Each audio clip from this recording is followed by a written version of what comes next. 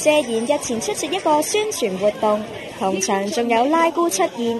講到家事，拉姑就話平時會煲湯俾新抱、孫仔同阿女飲，仲大讚柏芝偉大添。孫仔飲嘅湯好似同都又唔同嘅噃，一個10幾個月唔得飲湯係有分嘅。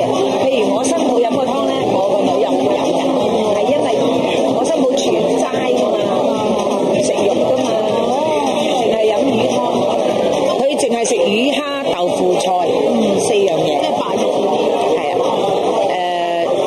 唔係啊，白色嘅肉都唔食㗎，佢唔食雞㗎，佢唔食咩都唔食㗎。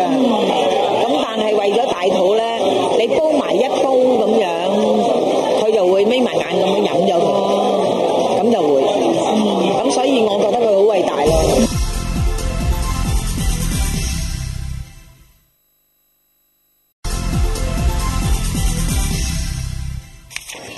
謝賢日前出席一個宣傳活動，同場仲有拉姑出現。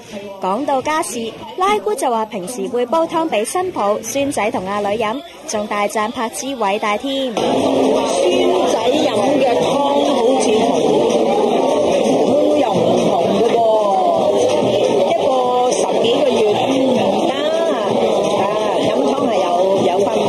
譬如我新抱飲個湯咧，我個女又唔會飲嘅，係因為我新抱全齋㗎嘛，唔食肉㗎嘛，淨係飲魚湯，佢淨係食魚蝦豆腐菜4樣嘢，即係白肉係啊。